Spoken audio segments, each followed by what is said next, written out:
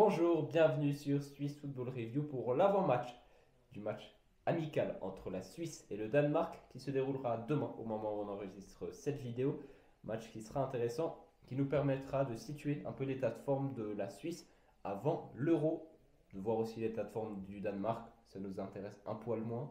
C'est la Mais dernière échéance, on va dire.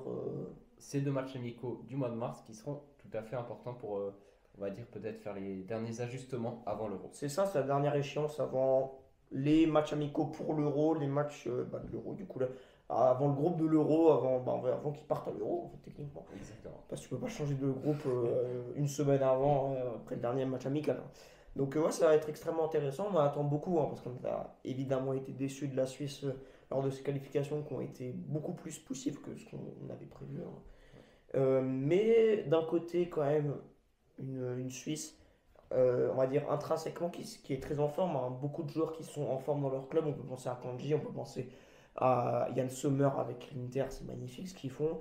Avec Xhaka, avec le Bayer Leverkusen, c'est encore plus beau. Voilà, Zakaria à Monaco aussi, il est titulaire. Enfin, beaucoup de joueurs qui sont en forme, mais on espère que on allie tout ça en faisant un groupe avec plein de joueurs en forme, ça marche parce que ils sont en forme en club, mais peut-être qu'en sélection au final ça ne matche pas.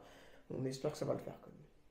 Ouais, au vu des derniers résultats de la Suisse qui ont été très compliqués, euh, on était déjà largement revenu sur ces résultats, on avait eu l'occasion, mais globalement, les derniers rassemblements qui étaient très compliqués, avec un niveau qui n'était pas au niveau.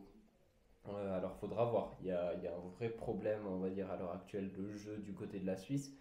Et ce match contre le Danemark, ça doit être vraiment le moment de reprendre un peu, de reprendre cette confiance, de retrouver tout Il le faut, il faut. niveau qu'a cette Suisse, parce qu'il y a du niveau clairement dans cette équipe nationale, en vue de l'Euro, pour arriver en pleine forme et être le concurrent que doit être la Nati avec son effectif Mhm. et les qualités qu'elle a su montrer lors des derniers grands tournois. C'est ça. Et puis, bon, bah, si on fait tout d'abord un bref rappel de la sélection de Murat Yakin, je pense que ça peut être intéressant.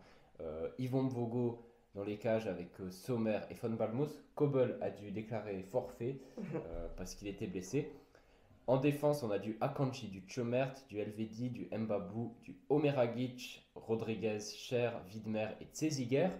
À noter que là, il y a aussi Ulysse Ulysse Garcia, Garcia qui a aussi dû déclarer forfait pour cause de blessure. c'est ça. Et puis ensuite, si on passe sur le milieu de terrain, on a du Ebicher, Bislimi, Freuler, ouais, Endoy, on va plutôt le placer en attaquant, Siro, Chaka et Zakaria. Et en attaque, Amdouni, Kuteza, Endoy, Okafor, Shakiri, Stephen, Vargas. Et voilà pour la sélection qui a été retenue par Murat Yakin.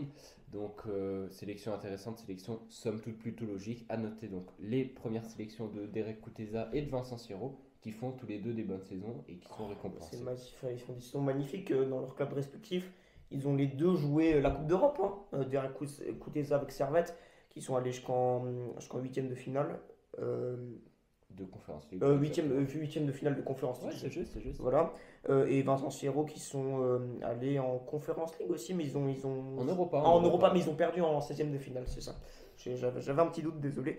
Mais ils ont quand même, à noter, battu Liverpool, hein. Ça, c'est quand même magnifique en phase Ouais, de c'est groupe. vrai, c'est vrai. 4-1, si je ne me trompe pas, la victoire.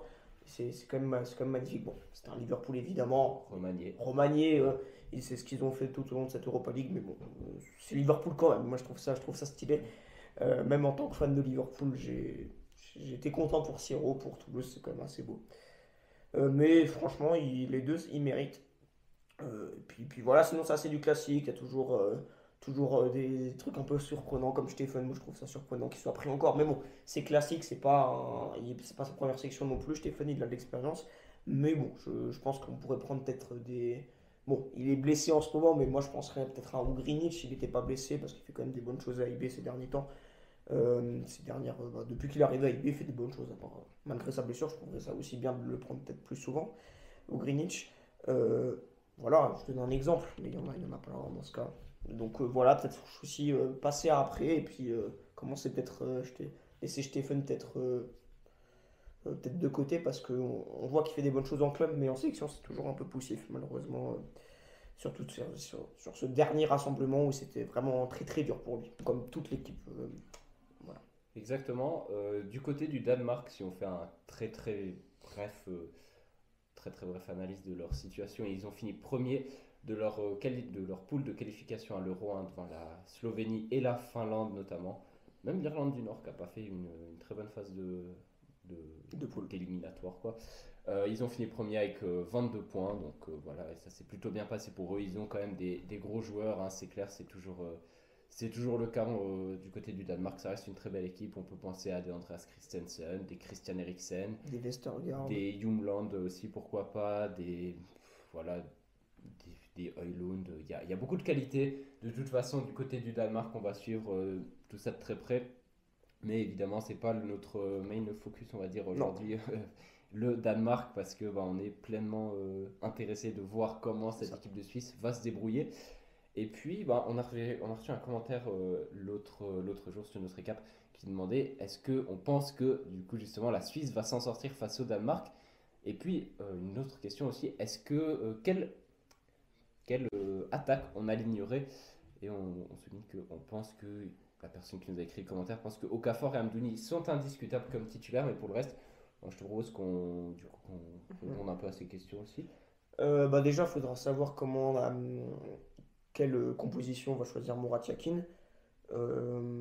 C'est soit pour moi un 4-3-3, soit un 4-2-3 avec lui. Donc, je pense pas qu'il va aller sur un 3 défenseur, hein, bien évidemment. Alors, est-ce On qu'on en a fait, des est-ce bons qu'on souvenirs de fait toute la On toute la peut y aller, composition? on peut y aller, Faisons, ouais. faisons. Allez. Bon, Sommer au goal, moi je vois bien. Après, en défense, je pense qu'il mettra quand même. Il mettra notre ami Akanji Cher, je pense. En défense centrale, à droite Widmer, à gauche Rodriguez. En milieu défensif, Chaka. Après, c'est plus dur, mais j'aurais dit. Ouais, c'est plus dur le milieu. Bon. Allez, Zakaria, Freuler, un milieu comme ça. En buteur, je mettrais Amdouni. C'est pas simple. Amdouni. En fait, c'est. Non, 4-2-3 plutôt. Ouais, j'ai dit 4-3-3, mais je verrais plus un Ouais, 4-2-3. ça devrait être un des deux, je pense. Ouais, ouais, ça passerait mieux. Je viens de percuter. Allez, c'est pas simple. Allez, Chaka, Zakaria au milieu défensif. À droite, Okafor. En milieu offensif, Shaqiri. À gauche, Vargas. Et en buteur, Amdouni. Voilà, j'ai changé. Je pensais à 4-3-3, mais en fait, je trouve ça même plus cohérent en 4-2-3. Ouais, je pense que ça peut être intéressant. Ta compo, franchement, elle est cohérente. Derrière, je vais faire comme toi un Sommer, Akanji, Cher. Cher qui est quand même en bonne forme. Ça peut être intéressant, même Oui. si il se fait gentiment. Il a 32 ans maintenant, mais Oui. il a le niveau. Ça peut Enfin. être intéressant de profiter justement de son excellente forme avec Newcastle à l'heure actuelle. Widmer, Widmer qui vit une saison assez compliquée avec Mayence, hein, surtout d'un point de vue collectif, Oui. qui sort aussi d'une blessure, mais je pense qu'il devrait pouvoir garder sa place. Peut-être Mbabou, mais je suis d'accord, Widmer, je pense qu'il Je sera pense qu'il y titulaire. aura sur 2 matchs, il y aura Widmer et Mbabou titulaires. De toute C'est façon, il va possible, faire c'est tourner, très il est possible. obligé De de tester un peu un tout. large panel bien parce sûr, que. bien sûr. Voilà. À gauche, Rodriguez, pas trop de débat, je m'accorde avec toi. Et puis, j'ai aussi partir sur un 4-2-3-1 avec Chaka, évidemment, pas de surprise à ce niveau-là. À côté de lui, je partirais peut-être sur un Zakaria, que je pense que ce serait Comme moi, intéressant. ouais. Il Ok. est en forme, hein, clairement, avec Monaco. Je pense que ce serait bien Ce que j'ai dit aussi, je crois. Ouais, Ouais, ouais. ouais, J'ai eu un qu'il bug. ait du temps. Et puis après, ouais, peut-être un Okafor sur le côté gauche. Il reste sur des performances plutôt pas mal avec Milan. En 10, Shaqiri. Voilà, pas trop de surprise à ce niveau-là. En pointe Amdouni. Après, sur le côté droit, j'hésite. Mais je pense que. Ouais, moi, j'aimerais bien voir un petit Dan Ndoye. J'aimerais bien voir Ça marche, j'hésite. Ndoye sur le côté droit. Ça me paraît très cohérent. Il fait des bonnes performances avec Bologne. Il est titulaire. Donc, ouais, ouais, moi, je m'accorde aux commentaires, hein, Okafor et Amdouni. Je pense que ils vont être titulaires, effectivement. Et puis, pour compléter, je mettrais Ndoye, moi. Ouais, ça marche. Parce que Vargas, il est globalement dans une période compliquée avec Augsbourg, même si il a marqué, fait une passe décisive il n'y a pas très longtemps. Il était quand même sur 6 mois C'est sans vrai, être, c'est vrai. sans marquer. Mais Et il est puis, souvent titulaire, moi mais j'ai pensé avec ça, il est souvent après, titulaire avec la avec la Suisse. Suisse, c'est un tout autre joueur, on va être tout à fait honnête, C'est et ça. c'est aussi un joueur qui est très bon, que j'aime beaucoup C'est voir comme jouer Shaqiri. en équipe de Je Suisse. comparerais, parce que Shaqiri ça a toujours été compliqué en club. Ouais. Maintenant, il vit une période cool à Chicago Fire, mais ce n'est plus Liverpool, ce n'est plus Oui. l'OL, ce n'est plus le Bayern, ce n'est plus l'Inter. Non. Ouais, c'est juste. Là, l'Inter l'Inter, de oui, j'ai personne. eu un peu, j'ai cru que j'ai dit une connerie. Non, non, bien l'Inter. Il a toujours eu des problèmes en club sportif, il a des problèmes de temps de jeu, et alors qu'avec la Suisse, c'est indispensable, Shaqiri. Et c'est aussi bon, à moindre, enfin, on va dire plus, il est quand même plus important que Stéphane, mais il faudra aussi penser l'après Shaqiri. Un peu plus penser que l'après Stéphane, parce que Stéphane n'a jamais tellement été titulaire en équipe de Suisse. Mais Shaqiri, il faudra faire un après Shaqiri, penser aussi trouver quelqu'un qui pourrait le remplacer, peut-être poste pour poste, on peut passer avec une autre composition, mais voilà, mais ouais, faire un après Shaqiri aussi. Et c'est peut-être dans ces matchs amicaux aussi où il faut tester des joueurs, c'est peut-être aussi là où il faut peut-être tester un joueur à la place de Shaqiri, ça pourrait aussi être intéressant. Je voulais parler aussi d'Endoy, de Freuler et des Bichers qui, franchement, font des super bonnes choses. Ouais, ouais, ouais, avec les trois de Ah, Bologne. ouais, franchement, ils sont. J'ai vu le reportage de la RTS fait par Stéphane Reyna. Hein, Ouais, on le salue. on le salue, mais il a discuté avec les fans de Bologne. Ils aiment beaucoup hein, Freuler et Bichère et Endoy. Donc moi, je les verrais bien aussi rentrer dans ce match. Voilà.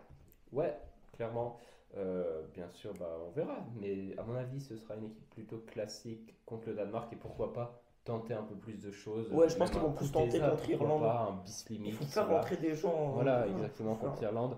Et puis, si on répond très brièvement à la première partie de la question, moi je te propose un petit pronostic hein, pour y répondre aussi. Est-ce qu'on pense que justement cette native va s'en sortir? Je pense que oui. Mhm. Pour moi, la Suisse, même si on sait que voilà, Murat Yakin ne fait pas l'unanimité, même s'il y a eu tout ce qu'il y a eu par le passé ces derniers temps, je pense que la Suisse a quand même de la qualité. Mhm. Et elle l'a déjà montré par le passé. Et à mon avis, oui, il y a cette mauvaise passe, mais elle est capable de réagir. Il y a eu du temps aussi pour s'aérer, on va dire, C'est ça. d'idées, changer les idées, pardon, voilà, je cherchais un peu mes mots. C'est ça. Et pour moi, ça peut le faire. Et étant donné qu'on va être un peu chauvin sur, en tout cas moi, sur le pronostic, je vais partir sur un 1-2-1 pour la Suisse. J'allais dire la même Et chose, puis, je vais pas te mentir. et puis ouais, voilà, je vais pas me lancer dans les buteurs, on va pas compliquer la chose, mais Bah moi je vais dire, allez, tu sais quoi pour changer, je vais même dire 3. Voilà, 3. je voulais dire 2-1, mais comme ça il y a un petit changement, un petit twist. Mais alors moi je pense qu'il y a un truc qui a quand même fait du bien à la Suisse. C'est même, alors bien sûr que tous les joueurs soient, que un bon nombre de joueurs soient en forme en club, ça c'est cool, mais qu'il y ait aussi une confiance. Alors je dis peut-être pas au niveau médiatique pour Murat Yakin, il fait peut-être pas l'unanimité là-dedans, mais les joueurs à la fin des qualifications pour l'Euro, on a vu un Chaka peut-être prendre position de dire moi je veux qu'il reste Murat Yakin, même si on savait qu'il y a eu des différends. Donc voilà, il y a quelques joueurs qui ont pris la parole pour Murat Yakin. Et donc je pense que on va dire qu'il n'y a pas ce doute de se dire est-ce qu'il va partir, est-ce qu'il va pas partir. Là au moins on sait qu'il est là. Ouais, il faut que tout le monde travaille Ouais, ensemble. et c'est ça, et qu'il Et tire vers la même corde. exactement. Voilà. Donc Voilà. Et puis même, ils ont même pas dit qu'ils partaient après l'Euro ni rien. ouais, bien sûr. Et puis je trouve qu'il y a des joueurs comme très importants dans cette équipe qui ont pris position pour Murat Yakin. Donc je pense qu'il y a un climat de confiance qui est revenu malgré cette mauvaise passe. Et donc ce climat de confiance, pour vraiment rester dans ce climat de confiance, faut battre le Danemark, faut battre l'Irlande. Voilà. Ouais, ça va pas être un match facile hein, contre le Danemark. Évidemment. Clairement que Et l'Irlande non plus, c'est toujours pas simple. c'est sûr, c'est sûr. L'Irlande. Mais ouais, le Danemark aura de très belles cartes à faire valoir. On suivra évidemment tout ça de très près. Si vous avez bien sûr des petits pronostics, si vous voulez nous mettre en Mettez en commentaire, ou commentaire. des choses comme ça, n'importe quoi, des petites questions comme là qui étaient intéressantes. Donc on la traite en vidéo justement, vu qu'on fait cet avant-match, c'est top. Merci pour la question. Et puis ouais, franchement, allez-y en commentaire, abonnez-vous, partagez, ça nous aide toujours. On fait toujours du contenu sur Instagram aussi, donc n'hésitez pas à aller jeter un œil, on est pas mal actifs. C'est un format un peu différent, mais ça reste, je On l'espère, l'a déjà fait. intéressant. Puis on va faire aussi, je pense qu'on va faire la même chose pour le match contre l'Irlande. Et on va faire aussi une analyse, aussi une petite analyse du match face au Danemark et face à l'Irlande, un après-match. Ouais, Voilà, pourquoi pas. Mais en tout cas, rendez-vous 20h du coup pour le match de la Suisse face au Danemark. exactement, pour le samedi 23 mars, ça fait rare. Ouais, il me semble ouais, que c'est ça, totalement. Donc voilà. On espère que la Suisse gagne. Et puis en attendant, on se dit à très bientôt sur Swiss Football Review. Ouais, ciao, ciao. Ciao, ciao!